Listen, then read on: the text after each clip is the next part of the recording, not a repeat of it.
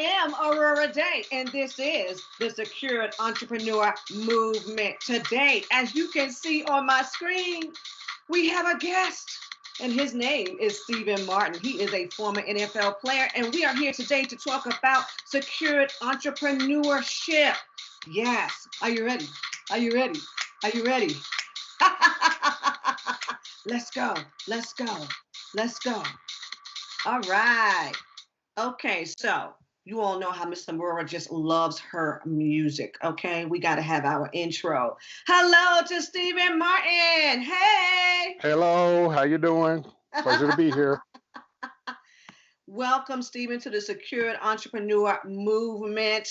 We are here today to talk about your career and for you to share with us when it is you knew that you had to become, number one, an entrepreneur, number two, a secured entrepreneur. So, Stephen, why don't you introduce yourself to all of us here in the community? Well, it's a pleasure. Thank you for having me. I was an entrepreneur, I think, from the time I graduated high school. Fortunately, I was able to play in the NFL. I got drafted in 1996. I was the 171st pick to the Indianapolis Colts, and I played for the Colts, Eagles, Jets, Patriots, Packers, Texans, and Vikings. Wow.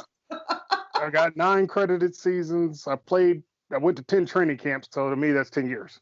But I had my longest stint at the Colts, and then bounced from team to team. I became a journeyman. And ever since I got in the league, I've always had a business of some kind. First thing when I got drafted is I created a company called RJS and Associates, and we built computers in my garage. And wow, okay. We were good until Compaq came along and they put us out of business because we couldn't compete. They were making $400 computers and our parts cost $400. So wow. Okay. But I did internships. I worked with a company called Real Industries out of Indianapolis. After my rookie year, I worked. They did IBM AS400 server stuff. I did some green screen. It was horrible work. If you're not a computer person, it is tough. Don't even try it, right? Okay. It's tough. I mean, I didn't see the difference. It's not about being smart. It's about having that skill set, and I just didn't have it. Right. But okay. I have been more of an IT person myself, so I've worked IT since retiring, but I've always been into computers. I did housing, and that was my first real big investment as far as when I was playing. And unfortunately, I was alive during the mortgage crisis, so that's when I got my shirt ripped off. Right. It was pretty ruthless at that time, and I had a lot of investments. I had 6 or 10 properties, I think, at the time when the mortgage meltdown happened. And what amazed me was how quick the banks ran to shut me down. And right. But I did not go to the Super Bowl, but I went to the Patriots the year after they went to the Super Bowl. I was at the Jets the year before in 2001. I was in New York during 9/11. Where did I go from there? Well, first I started the Colts, then the Eagles. Ironically, I was with I was with the Eagles before, right after the Colts, and then went to Kansas City. And when I moved to Kansas City, I've stayed here. I didn't want to move anywhere else because I always wanted to be a chief. So you're currently in Kansas City, Missouri. Yes, well, okay. Parkville, but just outside of Kansas City.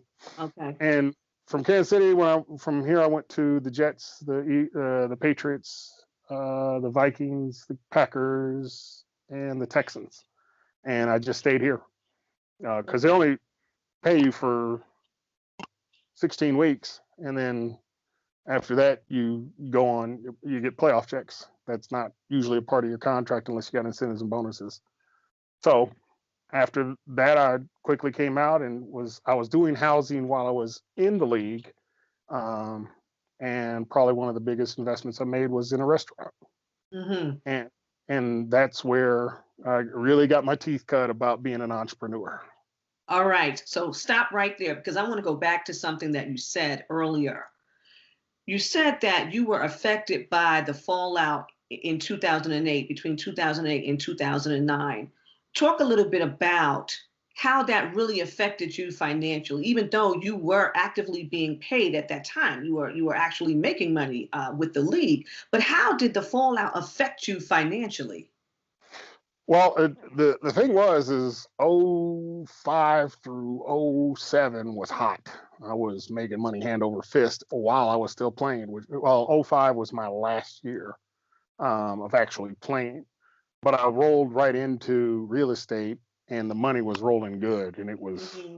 man, it was every 30 days I'm popping, selling 3 houses, buying 3 more, and it was gangbusters. And the ironic part was, I told my wife, I said, "Man, we're doing so good.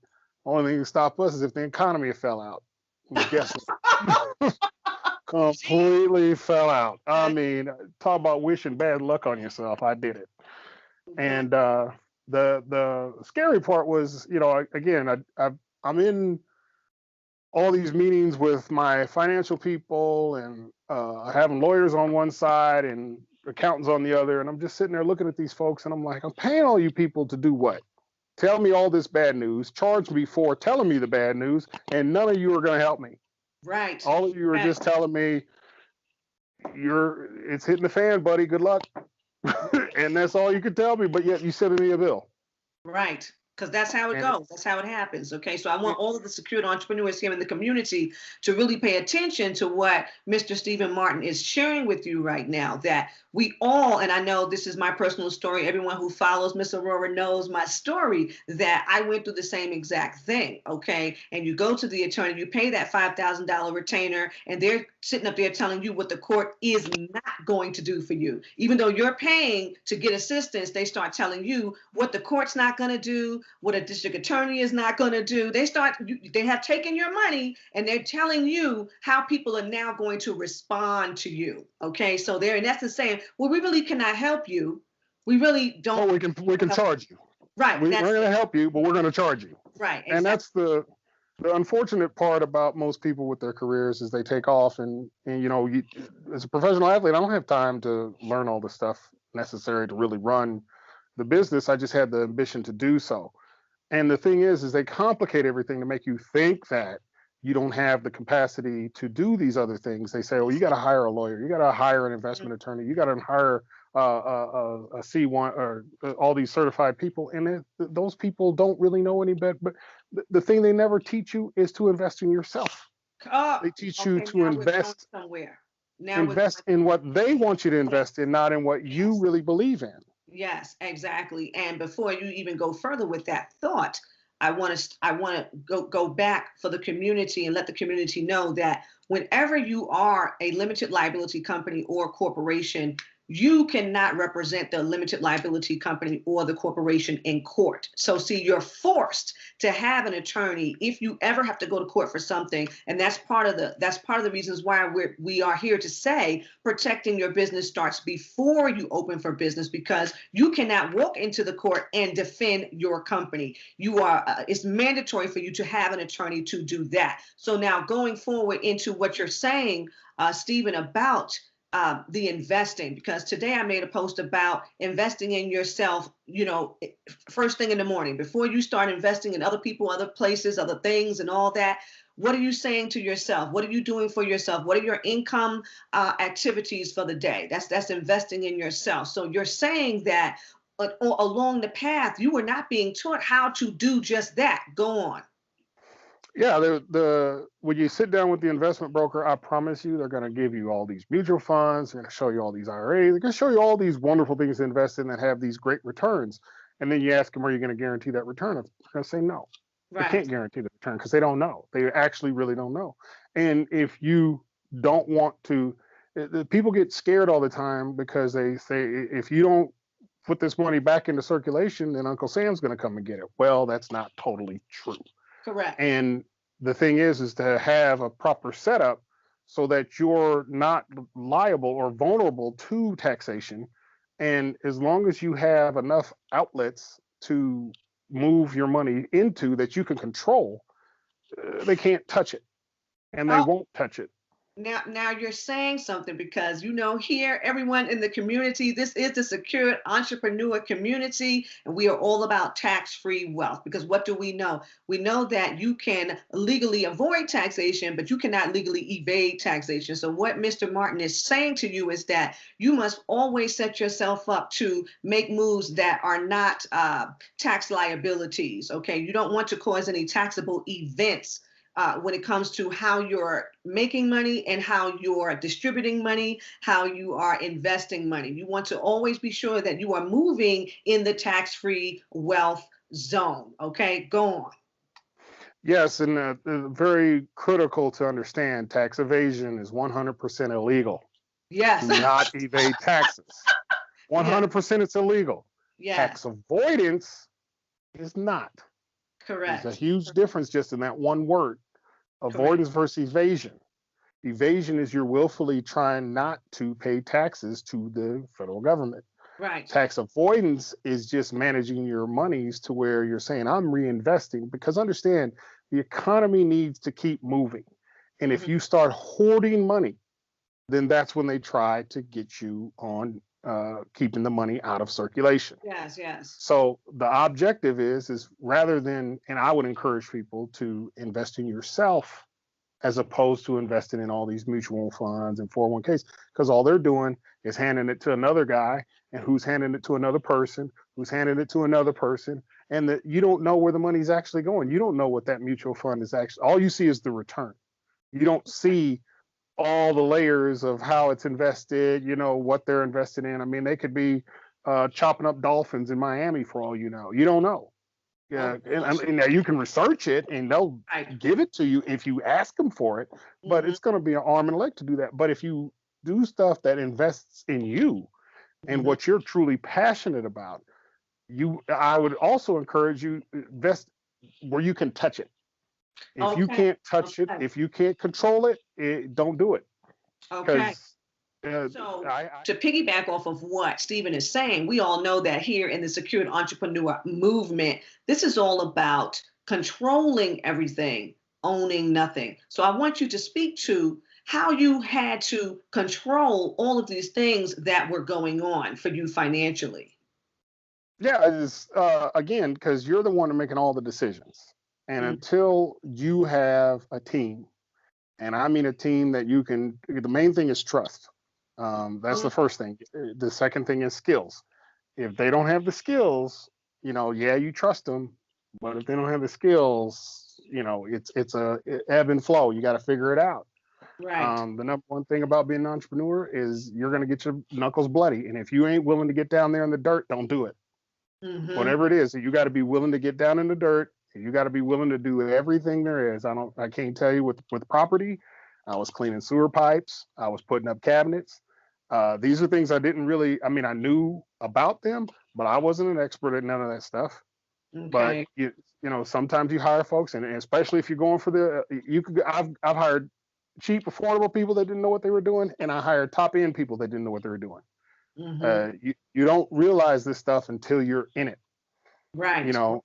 So real estate's always a safe investment in regards of how you get into it. And personally, I prefer to grab equity as opposed to just, flipping houses and just playing with debt.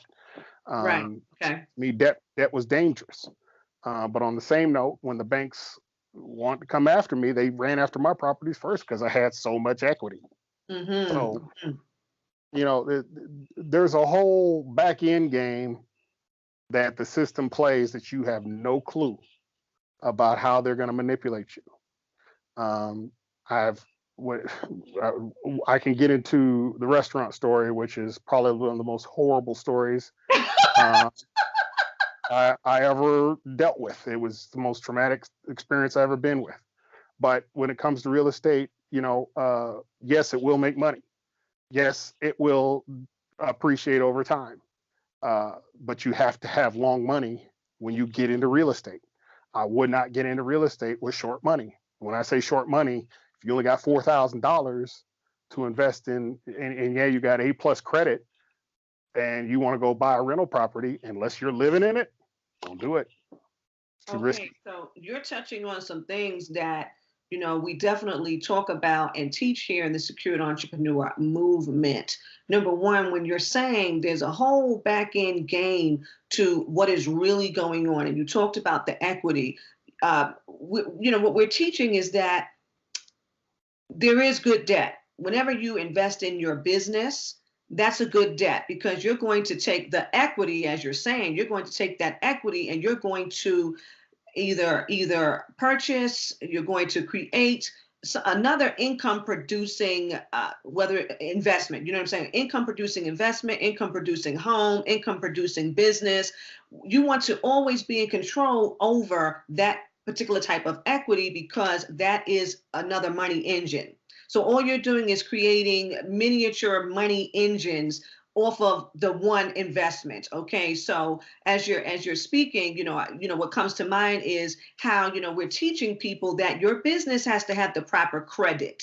Okay, because there is bad debt, like you're saying. You don't really want to be in debt with certain entities and certain parties. Okay, but what you do want is access to large amounts of cash, and the only way that that really happens is through good debt.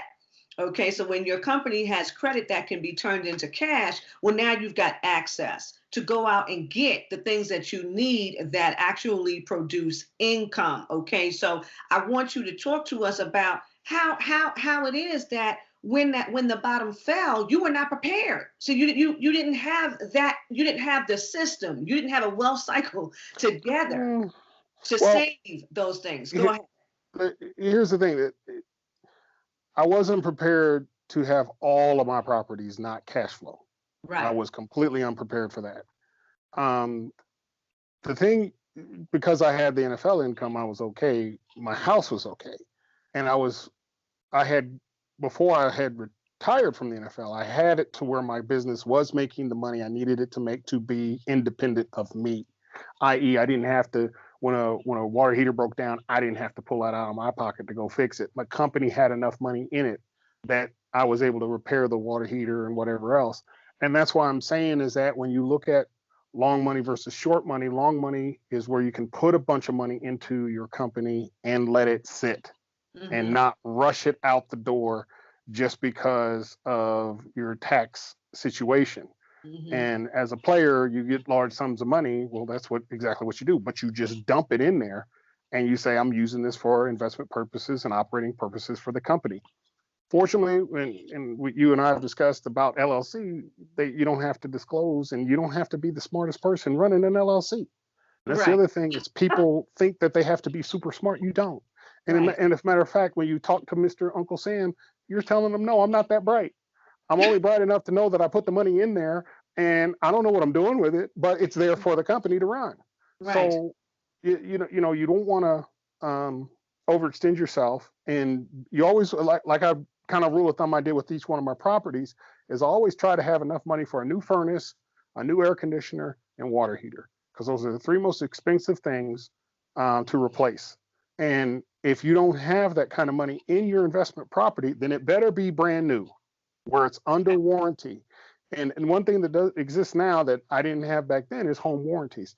And that's something to think about when you do the investment in properties is that could have saved me a ton of money if I'd have had like a home warranty service that was able to come in and do the maintenance work because that was the most expensive part for me because all my homes were not new. Mm-hmm. Um, and so when you're doing, especially when you're doing rehabs, because rehabs are extraordinarily profitable because you can flip them quick and you can get people financing them. I did contract for deeds. I mean, they make money. There's no question about it. But you have to go in, get your hands dirty, and to know what it is. Because a contractor, if he knows you got 25 homes, he's going to come in and bid you. Well, I know he's got these other 25, so I'm going to try to either. If he doesn't know enough and he doesn't show me that he understands what I'm doing, then I'm going to charge him out the wazoo. If you sit down and talk to him and he realizes you understand what you're talking about, then you get a real price. The more you know, you have to learn your science of your business, whatever it is. You got to Mm-hmm. learn the science. You don't have to know everything, but you got to know enough to be able to take control of any of the situations and make the fundamental decisions to make the business flow.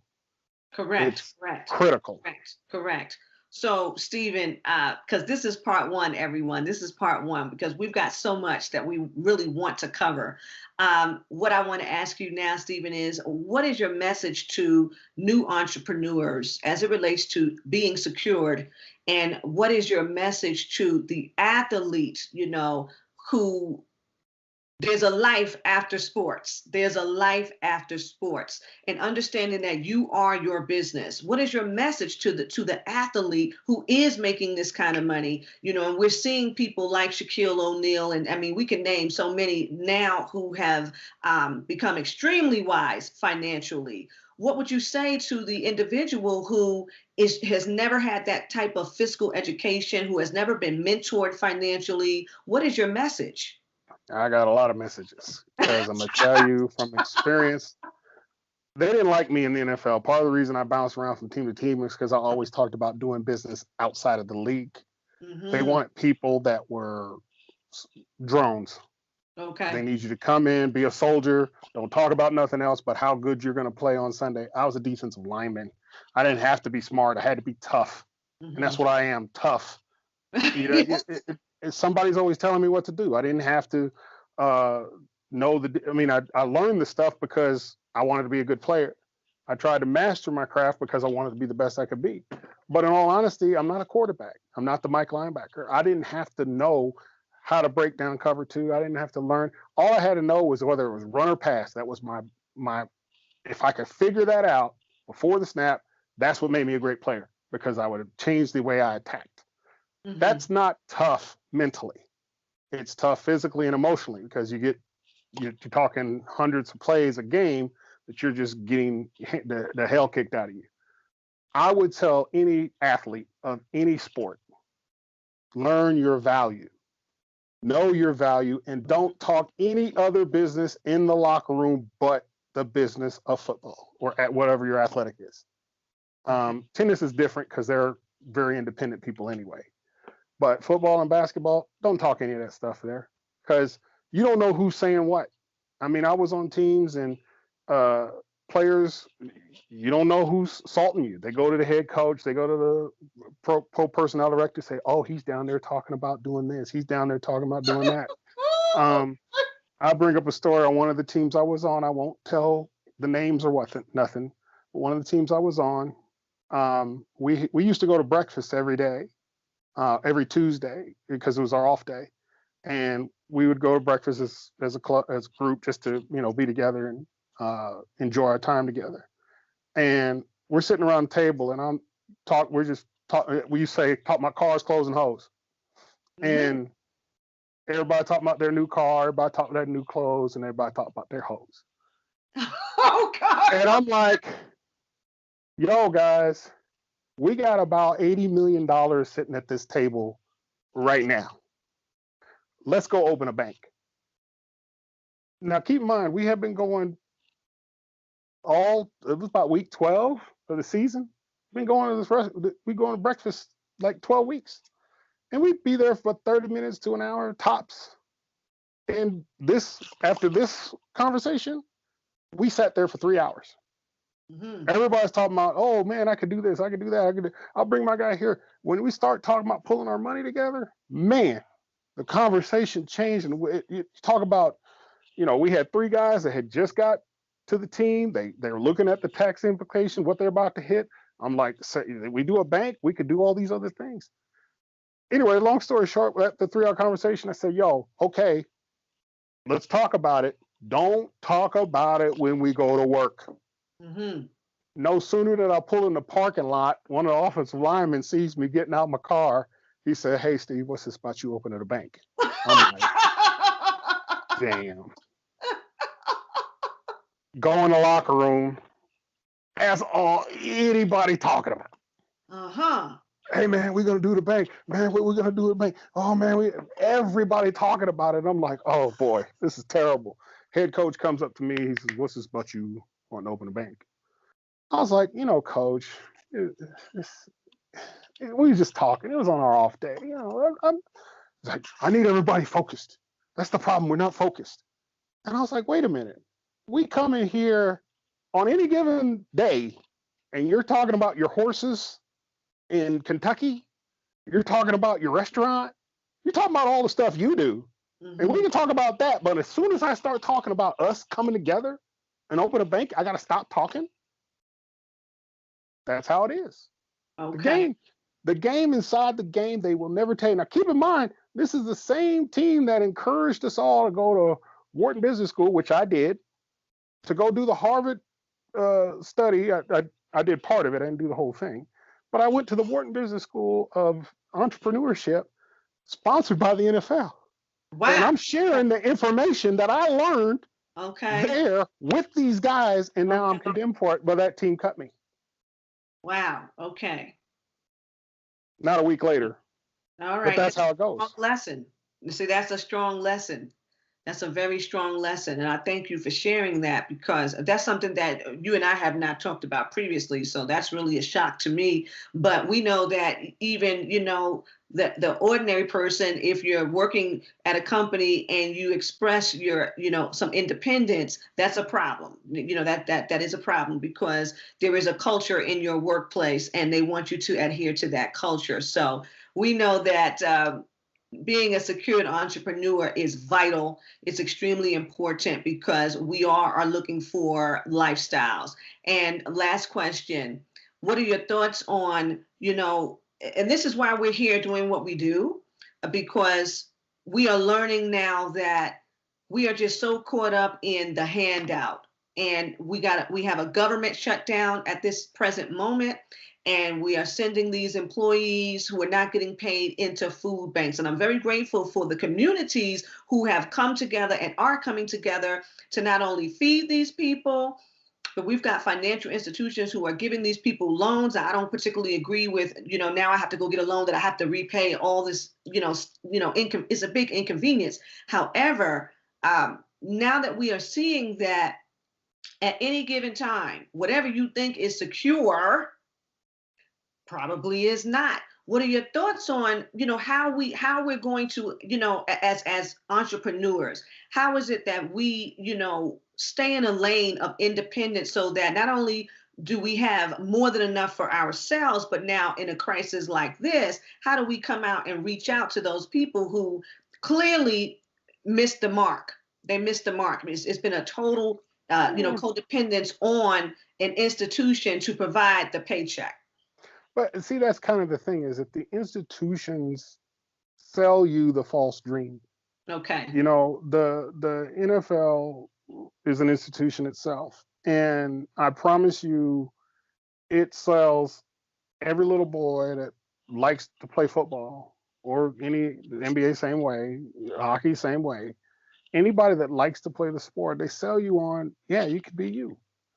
And tragically, no matter what you do, at some point your career will end. The plus about that industry is that it lets you know immediately there's somebody coming to take your job. Okay. As soon as you get it, they're bringing in somebody to take your spot in case you get hurt, in case you don't perform, or just to upgrade the position. With regular working folk, they're sold on the American dream. You get to the middle class and you can relax. My brother used to say all the time, I just want a job that's going to wake me up at 9, put me to bed at 5. Okay. And he had that job working for the state. State let him go when they automated the department. He wasn't part of a union. Okay. He wasn't part of he had no job security whatsoever. Everything that our system has done has been an illusion about you having control over your economic future. It's all an illusion, because the only way you really get economic control of your future is by having a business that you generate your own wealth without the dependency of a government institution or an institution of any kind. Because understand that institution can cut the legs out from underneath you. So if you're a hell of a, I know I've had friends, my wife's friend actually had a great IT business and she was doing fantastic, but 90% of her contracts were government contracts. Guess what? The government changed who they were using as the contractor, and all of her business went out the window. Wow. Okay. And this And is that a real thing, and it happens to a lot of people. Yes. happens all the time. Yes. And these people that are furloughed right now, I feel so sad for them. I really do. But I would encourage anybody and everybody, you have a skill to sell. And make no qualms about it. The people that run the back end of the real business of the government, they make sure that their buddies are always taken care of. Mm-hmm. They make sure they got a war chest. We're not conditioned to have a war chest, because what we do is we get this $60,000-$80,000 a year income and we upgrade our lifestyle. Mm-hmm. And then we get 120, 130,000, we upgrade the lifestyle again. And then we go to 250, and now we're like, oh, well, I can do whatever the hell I want because I make $1 million in. No, you can't. Mm-hmm. You got to get rid of debt. The biggest weapon, the biggest enemy to us is debt. Mm-hmm. The biggest weapon of the system is debt, Mm-hmm. because at any time they can call on the debt.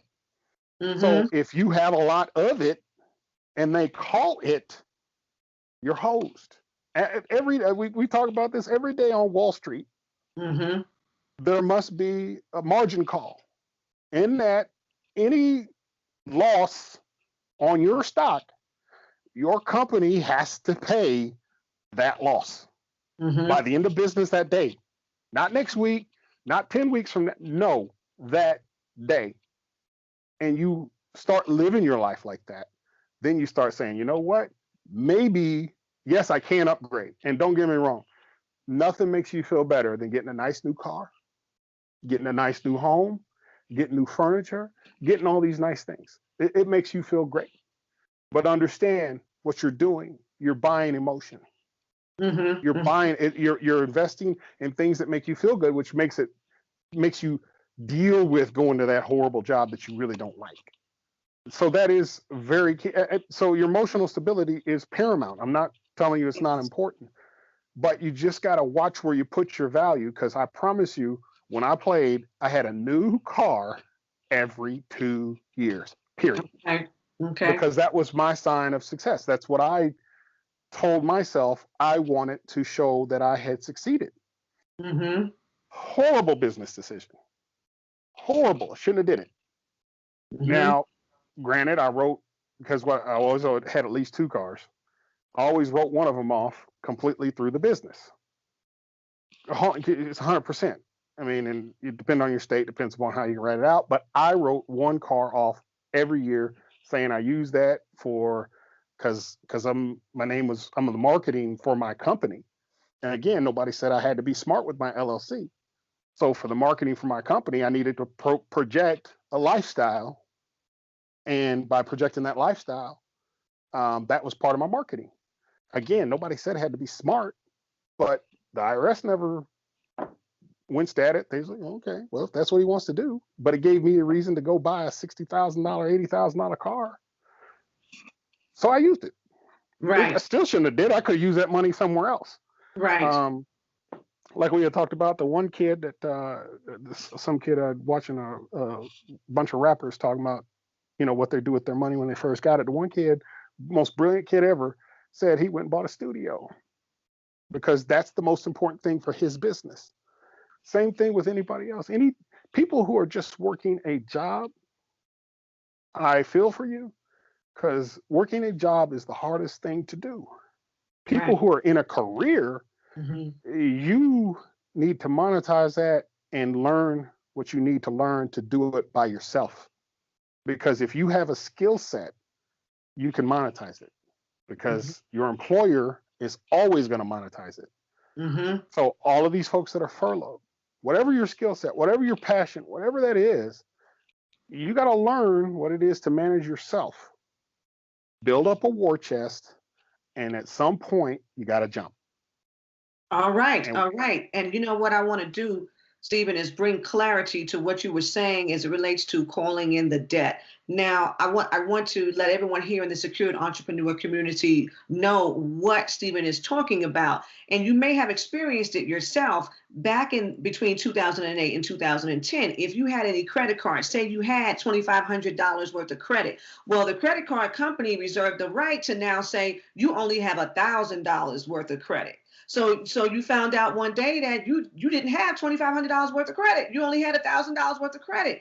Or some people actually had their mortgages recalled, meaning that you thought you had this loan from the bank and you were living in this house, and then they notified you that you had X amount of days, and some people got 60 days, some people got 90 days to actually move out of the home because the mortgage company recalled the debt. They recalled that mortgage. So that's what he's talking about as it relates to understanding how you're actually going to use debt. Are you using it for a liability, or are you using it for an asset? All right. And all of you here in the community know that that's what Miss Aurorah teaches all of you, how to actually turn these, stop the whole liability thing, but invest more in assets. And the number one asset is what and who? Yourself. And that's what we're talking about today. So I want to thank you, Stephen, for joining us here in the Secured Entrepreneur Movement today. This is part one, everybody. Stay tuned for part two. I'll let you know when that's coming out, because this conversation gets even juicier. Say goodbye to everybody, Martin. Bye bye. Stephen, Pleasure talking to you. until next time, ta-ta.